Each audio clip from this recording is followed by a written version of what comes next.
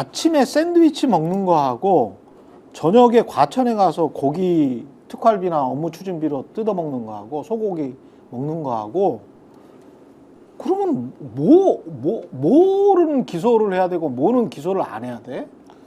네, 아니 윤석열 총장도 과천 가셔가지고 소고기 뜯어 드시고 그 과천에 사장님이 1,000만 원인가 500만 원인가 그것도 그러니까 이 수사가 정치기부금 냈잖아요. 그런 것도 다 기소하고 네. 그리고 사실 국회의원들도 네. 제가 볼 때는 한 90명 정도는 다 기소해야 됩니다. 국회의원들 김종대 전 의원님은 기소가 되실지는 제가 왜냐하면 네. 국회의원 아예 관용차 과거에- 자체를 없앴잖아. 그러니까 이렇게 하지 않는 이상 아예 버스 지하철 네. 무조건 그거였으니까 차 그렇죠. 자체를 나는 없애버렸다. 이렇게 훌륭한 국회의원을 빼면 다 뜯어보면은 다 나옵니다. 제가 볼 때는 다 나오지. 다 나와요. 아니, 그래서 뭐, 국회도 텅 비고 네.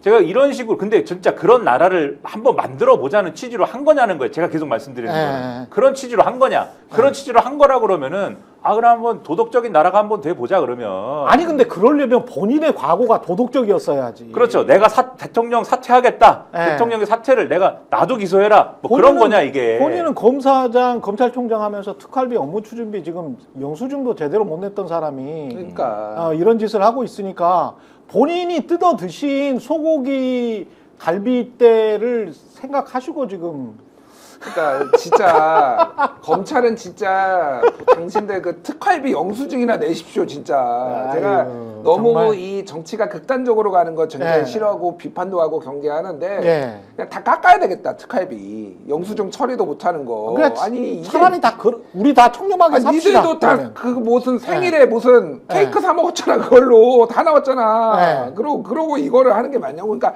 진짜 건이 되는 걸로 좀 했으면 좋겠다 진짜. 이게 뭐야 이게 진짜. 아니 그런데 오히려 사실 이거는 법화도 법화지만 사생활을 털겠다는 의도까지 보여요. 아 그래요? 사실은 이런 그러네. 것들을 다 조사하고 제네시스. 유죄를 입증하려면 예. 어떻게 보면 사적인 생활을 들여다 봐야 됩니다. 그렇지. 그래야 이건 유무죄 판단이 가능한 거거든요. 그러니까 인격에 대한 침략이 되는 것이죠. 이게 판결은 나중 문제예요. 그리고 이런 식으로 이제 그 법이 운영되면은 나중에 이게 선택적 정의가 돼가지고 어떤 면에서는 이제 저는 오히려 한편으로 조금 기대가 되는 게 진짜 이렇게 야당을 말살하는구나 하는데 국민들한테는 상당한 위기의식이 확산이 될 거라고 봐요. 이거는 사법계엄 사태입니다. 사법개헌 상태다. 예, 사법계엄 사태, 야당에 대해서. 그러니까 지금까지 이미 재판에 회부된 거 빼놓고도 어떤 뭐 국지전을 일으켜서 비상계엄을 선포할 수 없다면은 이 방법밖에 없습니다. 그리고 특검에 대한 공세가 11월에 이게 굉장히 강화가 되고 지금 특검 정국인데 역설적으로 얘기하면 정권이 특검을 방어할 수 있는 수단이 난 이거밖에 없다고 봐요.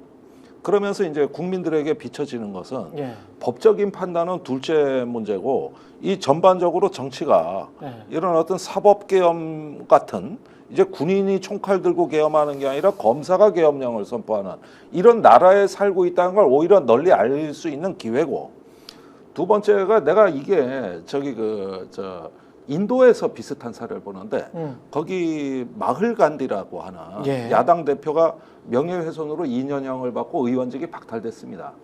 이 사건을 가지고 스웨덴의 민주주의 다양성 연구소가 인도를 민주주의 국가 목록에서 제외시킵니다. 그리고 모디 총리가 미국 방문하는데 시민단체가 거세게 반대 시위를 했어요.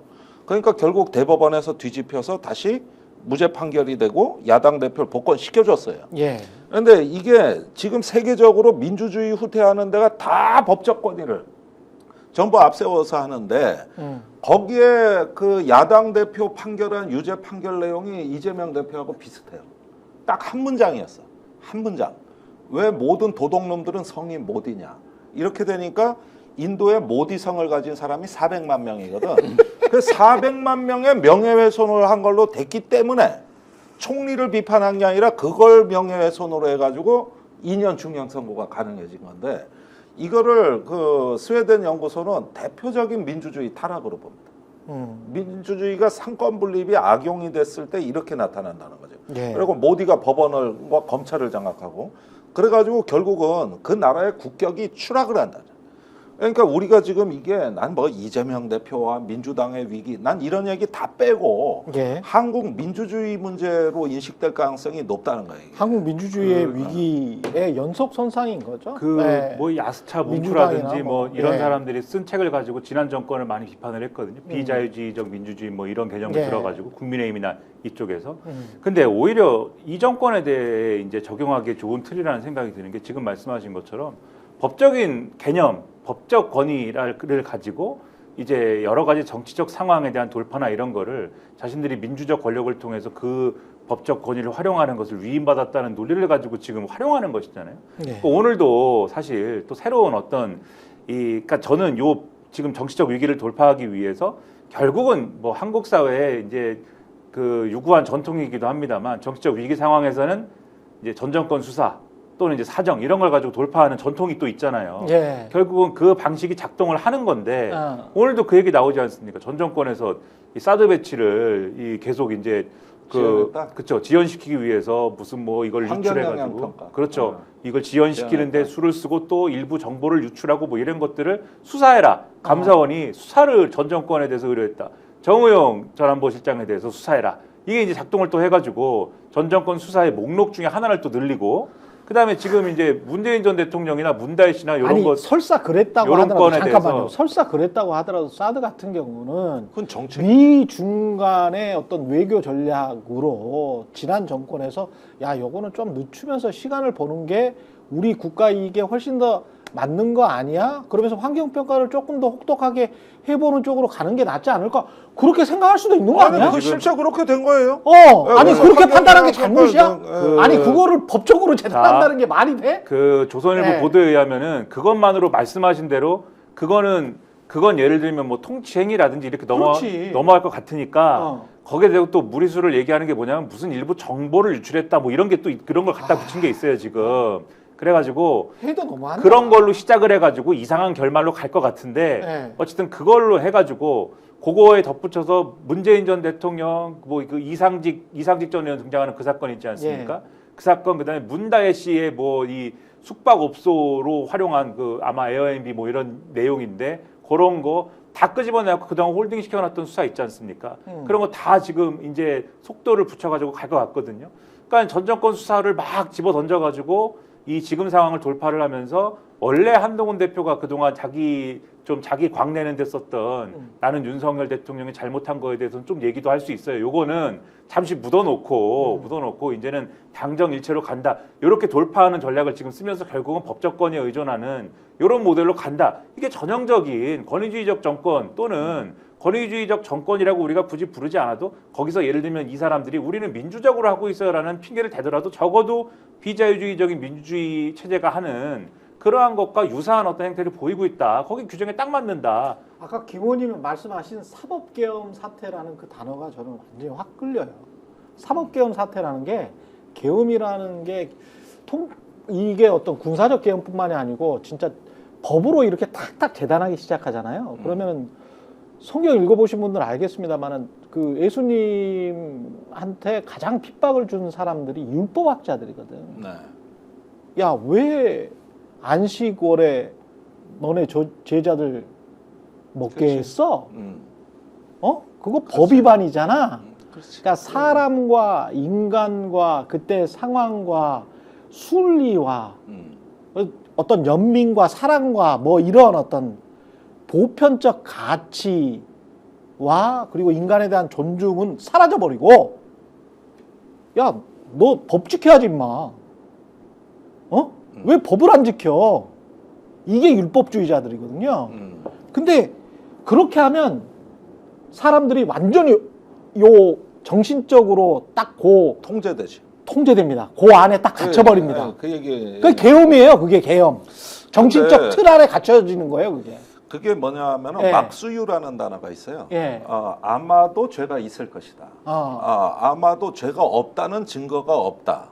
이렇게 해서 처벌하는 법인데 법치주의의 가장 치명적인 해악입니다. 그렇죠. 이게 뭐냐면 송나라 때 악비라고 우리나라 이순신 장군만큼 위대한 장군이 있어요. 어. 이 사람을 모함해서 죽음으로 이끈 게 진해라는 간신이에요. 이 사람이 법을 적용하는 방식을 보면은 이런 거예요. 막수유인데 딱 악비를 잡아들여서 신문했는데 증거가 안 나왔어. 그런데 정황은 있는 거야.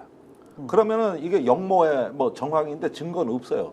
그러니까 사대부들이 다 들고 일어나서 왜 처벌하냐. 그러니까 아마도 죄가 있을 것이다. 없다는 증거가 없다. 이걸 이제 막수유라고 하는 거거든요. 예. 근데 이게 동일하게 김건희 여사에 대해서는 어떻게 적용되냐면 막수무가 돼. 아마도 죄가 없을 것이다. 아마도 증권권 주가 조작에 대해서는 몰랐을 것이다. 왜 모르냐? 안다는 증거가 빈약하다 이거지. 당연하지. 수사를 안 했으니까 그거를 알 길이 증거가 있는 거를 제출할 게 없지. 그래서 그 다음 논리가 뭐냐 하면은 이것은 김건희 여사가 주가 조작을 알았다는 근거가 없다. 이게 불기소란 말이에요. 그렇죠. 그러니까 막수유, 이거 막연하다 할 때 쓰는 거예요. 막수유 해가지고 이게 오늘날 뭐 사법시험 준비하는 사람들이 이런 건 안 배워. 그런데 법치가 타락할 때는 그런 판결을 하지 말라는 거예요. 그런데 지금 이제 이 검찰의 기소권이 이것이 어떤 계엄의 이미지로 우리한테 다가오는 대목은 뭐냐면 저들의 마음에 달렸구나. 그렇죠. 저들의 마음에 따라서 되는 거야. 이게 그렇죠. 하나의 사람들한테 이미지로 굳어지는 거예요. 그렇게 되면 나라가 절단난다는 거지. 실제로 송나라가 그런 거 하다가 망한 나라예요. 네. 금나라 침입을 받아가지고. 그렇죠. 근데 그리고 그 히틀러가 정권을 잡을 때도 법으로 잡은 겁니다. 그렇죠. 괴벨스가 그랬지 않습니까? 나한테 한마디만 해라. 그 사람 악마로 만들 수 있다. 그렇죠. 그러니까 이런 것들을 법적인 걸로 하지. 유대인 학살도 다 법으로 한 거예요. 다 유대인법 만들고 유대인 위원회 만들어서 했지 뭘 법치에 어긋나겠습니까? 그러니까 이 법이 흉기가 되는 순간, 그것이 뭐냐면은 이것을 갖다가 어떤 자의적인 그 영역 속으로 우겨 넣고 사람들을 공포에 떨게 만드는 거예요. 나도 언젠가 압수수색 당할 수 있구나. 나도 보복 당할 수 있구나. 캐비넷 열리겠구나. 이런 말이 이제 시중에 나돌기 시작하면은 그 상태에서는 사회 근간이 이제는 흔들리면서 나라가 절단나는 거죠. 스픽스는 말하는 언론입니다. 대세는 유튜브, 그중에서 스픽스. 좋아요, 댓글, 구독, 알림 설정. 여러분이 저희를 사랑해 주시고 우리가 여러분을 사랑하는 4가지 방법입니다.